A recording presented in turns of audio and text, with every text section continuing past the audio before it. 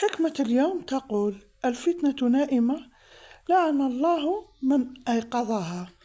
السلام عليكم، نتمنى إن شاء الله تكونوا بخير على خير وصحتكم لاباس. مرحبا بكم في قناتي اللي هي قناتكم، قناة لمسة وتدابير.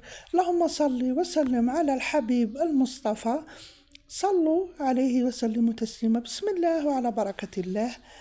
بما أنه راني مريضة بالكحة، راني مريضة بالسعلة، ما حبتش تحبس لي كل الأدوية شربتها. الأدوية اللي شربتها ما جابتش معايا نتيجة. قلت لي مالا، علاه ما نجربش هذه وصفة العسل بالبصل. وش درت في هذا الوصفة؟ كما راكم تشوفوا، غسلت هذه الحبة تاع البصل، نظفتها مليح، نشفتها، وراني نحيت لها كما راكم تشوفوا الشابو تاعها من الفوق باش نغطي به من بعد. ودرت نحيت لها ايضا في القاعة تاعها هذيك، نحيت لها شويه باش نقدر كي ندير العسل كما نقولوا يهبط لي في الكاس. كما راكم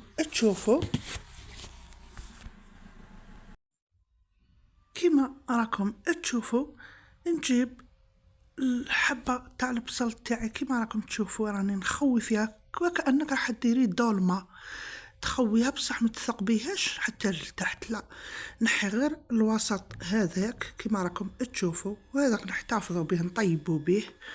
كما راكم تشوفوا خويتها من الداخل، ومن بعد واش ندير لها؟ نثقبها بالكوردون من تحت باش ينزل هذاك العسل، ينزل في الكاس.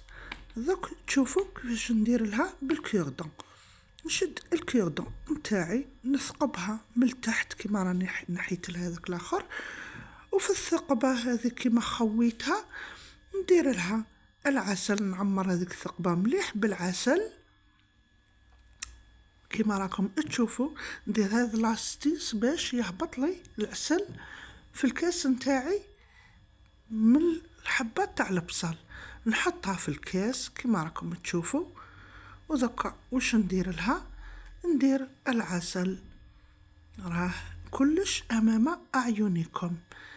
نحتاجو حبه بصل، نحتاجو العسل قيمة زوج مغارف هكاك درتهم في هذيك الثقبه تاع البصل اللي هذيك اللي كما خويتها، نغطيها ونخليها تبات ليله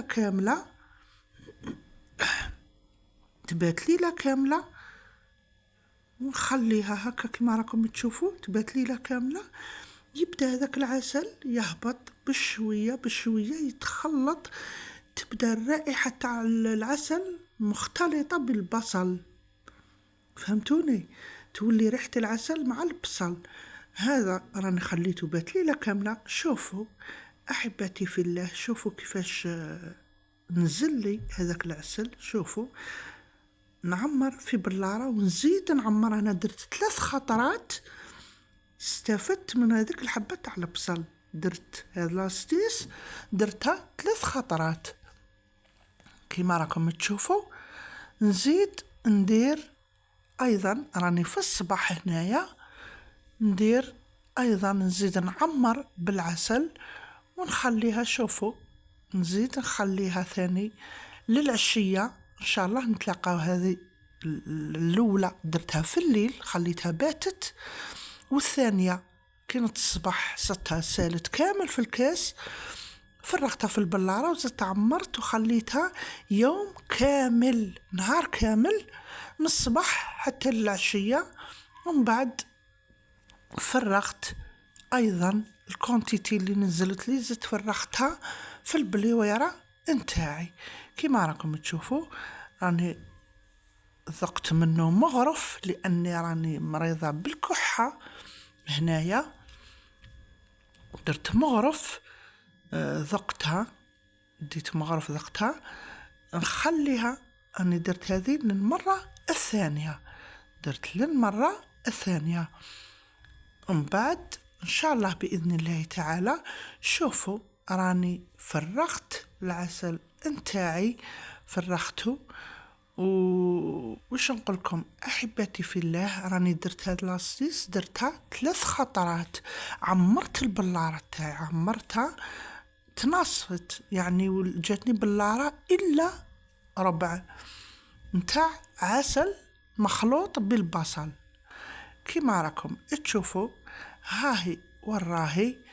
زدت ثاني اسفة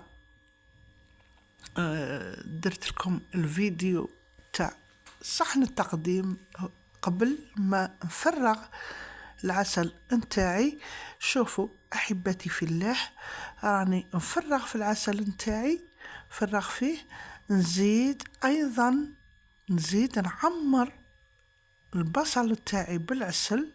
قلت لكم درت 3 خطرات وانا نكرر في هذه العملية حتى ديت العصارة كامل نتاع ذاك البصل، جاني مزيج بين البصل والعسل. هذا عسل السدر، عسل الحر هذا تاع السدر. كما راكم تشوفوا احبتي في الله، درت في البلويرة تاعي، نزيد نعاود للمرة الثالثة باش قلت لكم ناخذ هذيك العصارة نتاعي نتاع البصل ونستفاد منها، نزيد نحطها ونزيد نعمرها للمرة الثالثة، ونخليها ايضا ثاني تاخذ العصارة تاع البصل، ونتلاقاو ان شاء الله فيما بعد. راكم تصيبوا الوصفة مكتوبة في صندوق الوصف، اضغطوا على عنوان الفيديو راكم تصيبوا صندوق الوصف بالشرح الممل. نقولكم اللي وصل هذه المرحلة من الفيديو ما ينساش الضغط على زر الاشتراك ليصلكم جديدي، كومنت محفز، لايك التي توصل الفيديو إلى أكبر عدد من المشاهدات، وكومنت محفز، والنشر مع الأحباب والأصحاب لتعم الفائدة على الجميع. في آخر المطاف ما عسى أن أقول لكم إلا دمتم في رعاية الله وحفظه. سلام.